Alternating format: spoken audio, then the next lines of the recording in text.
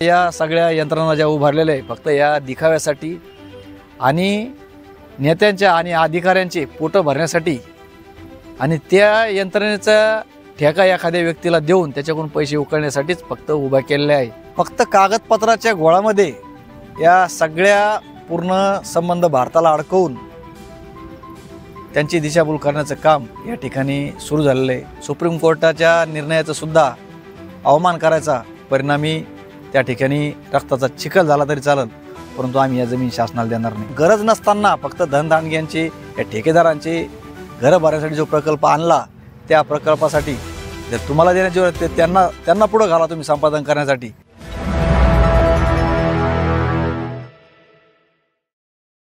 आमच्या या जालना नांदेड समृद्धी महामार्गाच्या शेतकऱ्यांच्या धरणे आंदोलनाला आज जवळपास 129 दिवस हे पूर्ण झालेले असून शासन आणि प्रशासन जे सांगतं की शासन सांगतं की आम्ही पहिलं डबल होतं, डबलचं आता ट्रिपल इंजिन सरकार झालेलं आहोत आणि प्रशासन म्हणतं आता आम्ही ट्रिपल इंजिनच्या सरकारच्या हाताखाली काम करतो आहे। म्हणजे ह्या सगळ्या घडामोडी ह्या वेगवान व्हायला पाहिजे। आजच्या या डिजिटल जमान्यामध्ये आपण जर एखादी एवढी यंत्रणा प्रशासनानं तयार केली की एखादी घटना जर झाली आणि त्याची ऑनलाईन तक्रार दिली किंवा ऑनलाईन अर्ज केला तर त्याचं निराकरण हे प्रशासनाकडून किंवा शासनाकडून लवकरात लवकर होणं गरजेचं आहे।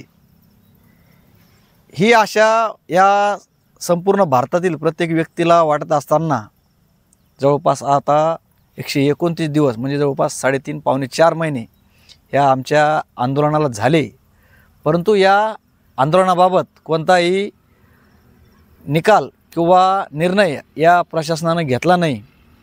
त्यामुळे या सुरुवातीला या प्रशासनाचा धिक्कार असो आणि या दप्तर दिरंगाईच्या कार्यक्रमाचा सुद्धा निषेध असो, कारण हे कायदे फक्त आणि किंवा या सगळ्या यंत्रणा ज्या उभारलेल्या आहे फक्त या दिखाव्यासाठी आणि नेत्यांच्या आणि अधिकाऱ्यांचे पोटं भरण्यासाठी आणि त्या यंत्रणेचा ठेका एखाद्या व्यक्तीला देऊन त्याच्याकडून पैसे उकळण्यासाठीच फक्त उभा केलेले आहे। प्रत्येक व्यक्तीची या पूर्ण भारतामध्ये असेल किंवा राज्यामध्ये असेल प्रशासनाकडून फक्त दिशाभूल चालू आहे, कारण फक्त कागदपत्राच्या गोळामध्ये या सगळ्या पूर्ण संबंध भारताला अडकवून त्यांची दिशाभूल करण्याचं काम या ठिकाणी सुरू झालेलं आहे।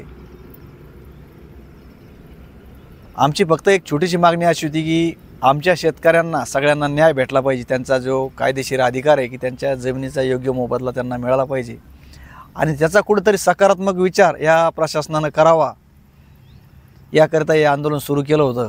परंतु या आंदोलनामध्ये जवळपास आंदोलनाच्या ज्या काही गोष्टी असतील त्या सगळ्या करणं झालेल्या आहेत आणि ज्यांच्या कानावर या आंदोलनाची माहिती द्यायची, आमच्या काय मागण्या आहे त्याचं तुम्ही निराकरण करा याविषयी मागणी मांडायची, तर ती सगळी मागणी जवळपास जालना जिल्हाधिकारी यांच्यापासून ते मंत्रालयापर्यंत सगळ्याकडे मांडणंसुद्धा झालेलं आहे।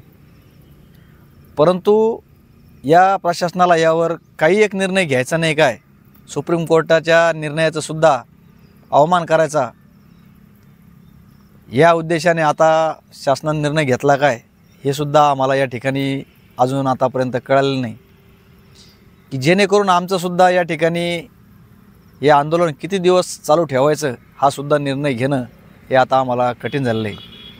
परंतु आता आमच्यासुद्धा असं वाटायला लागलं आम्हाला की प्रशासनाला आमच्या जमिनी घ्यायच्याच नाही, कारण त्यांना या जमिनी रस्त्यासाठी लागत नाही, म्हणून जेवढं संपादन झालं आहे फक्त तेवढ्याच जमीन घ्यायच्या काय हे आता आमच्या लक्षात आलेलं आहे। त्याच्यामुळे कारण त्यांना निर्णय घ्यायचा नाही या जमीन लागत्या का नाही लागते म्हणून। त्यामुळे आता आम्ही सुद्धा राठी साहेबांनी सांगितलं त्याप्रमाणे आम्हाला भविष्यामध्ये आमच्या गुरेढोरे असतील किंवा शेतीउपयोगी जे काही कामं करायचे असतील ते कामं आता परवा दिवसापासून आम्ही सुरू करणार आहोत, कारण जवळपास 5 वर्षापासून आमची स्वतःची डेव्हलपमेंट शेतीची डेव्हलपमेंट हे चुकीचं जे नाव ठेवलं आहे त्या प्रोजेक्टपायी त्याचं नाव सुद्धा समृद्धी हे आम्ही घेऊ शकत नाही। अशा प्रकल्पासाठी ही जमीन शासनाला लागत नाही ही आमची आता धारणा पक्की झालेली। त्याच्यामुळे आता आम्ही परवाच्या दिवशी त्यांना एकत्रितपणे शेतकऱ्यांमार्फत निवेदन देणार आहोत आणि आम्ही आमच्या शेतीचं डेव्हलपमेंट याच्यापुढं चालू करणार आहोत आणि आमचा जो जीव जात नाही तोपर्यंत आम्ही या जमिनी या शासनाला देणार नाही. परिणामी त्या ठिकाणी रक्ताचा चिखल झाला तरी चालेल, परंतु आम्ही या जमीन शासनाला देणार नाही. कारण आंदोलन करून जर का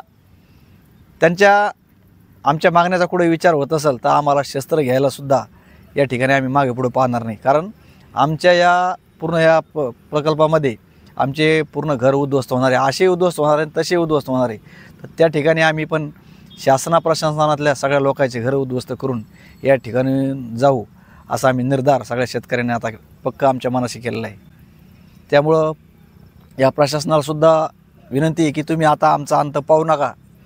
जे काही तुम्हाला मंत्र्यांनी विशीद्वारे असेल किंवा जे काही आधुनिक मीडिया असेल त्याद्वारे तुम्हाला सुचवलं होतं की तुम्ही असा प्रस्ताव करून पाठवा. आता आम्ही जो सगळे टॅक्स भरतो त्याच्यामधूनच तुम्ही आम्हालाही पैसे देणार आहात आणि तुम्हाला ते काही फुकट द्यायचे नाही. आमच्या बापजात्याच्या सगळ्या जमीन घ्यायचे आहे, त्याचा कुठेतरी एक सविस्तर चांगला विचार करा आणि जो गरज नसताना फक्त धनदांडग्यांचे या ठेकेदारांचे घरं भरण्यासाठी जो प्रकल्प आणला त्या प्रकल्पासाठी जर तुम्हाला देण्याची त्यांना पुढं घाला तुम्ही संपादन करण्यासाठी आणि हे शासनाला बाजूला ठेवून हे संपादन करण्यास त्यांना भाग पाडा जर गरज असली जमिनीचं तर, की जेणेकरून आम्हाला सगळ्याला न्याय भेटन.